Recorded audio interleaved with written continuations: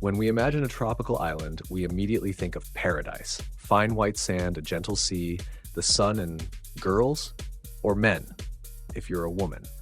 However, in reality, life on an island can be nothing short of a nightmare, and you can't even imagine just how terrible it might be.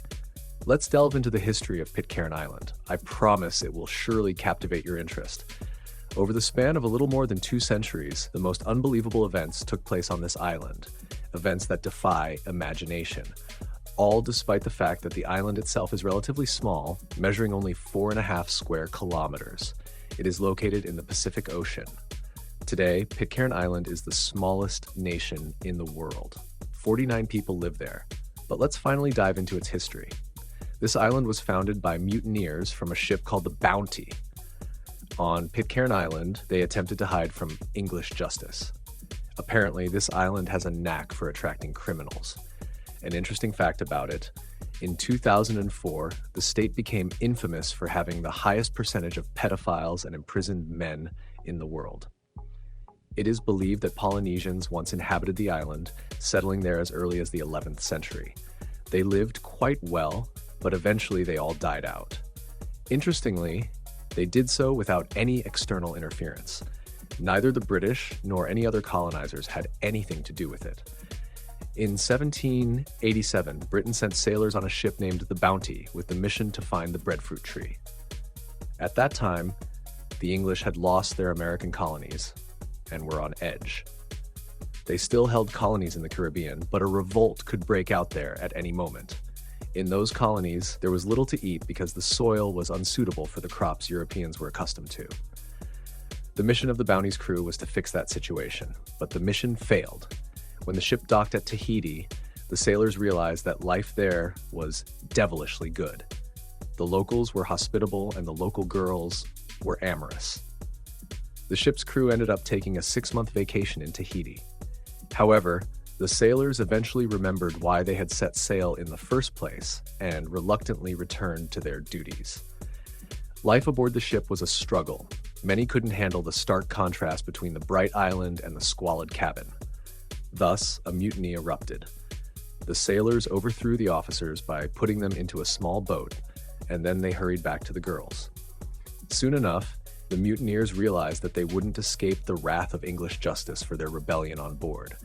Consequently, they resolved not to return to Tahiti and instead set out to seek their fortune on an uninhabited island, which turned out to be Pitcairn.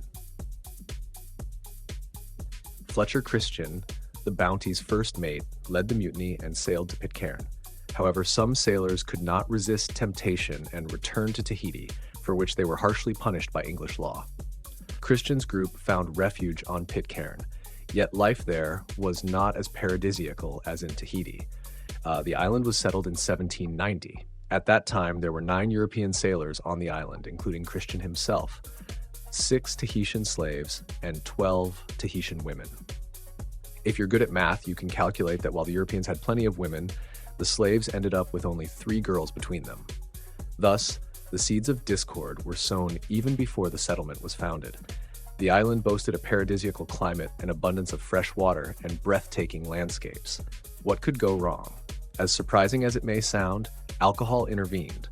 One of the sailors, named McCoy, learned how to brew his own moonshine from the root of a local plant.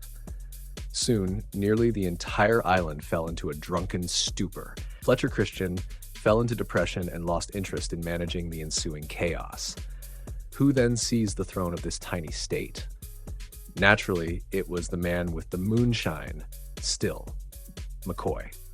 Power went straight to his head and he transformed into a fearsome tyrant.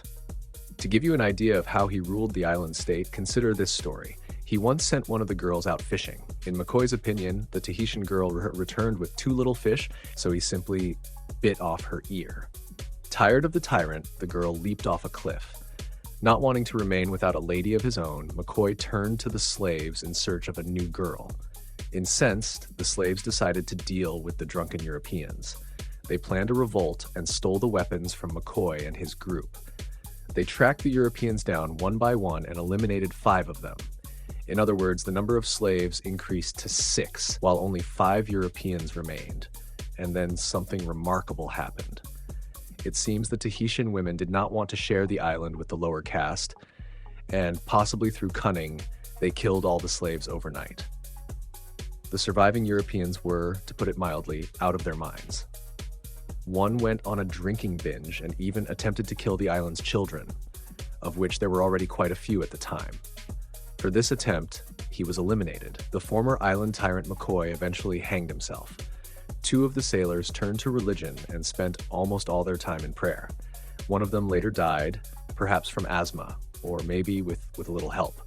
Thus, on Pitcairn Island, only one man and 12 women remained. The sole surviving sailor was named Adams.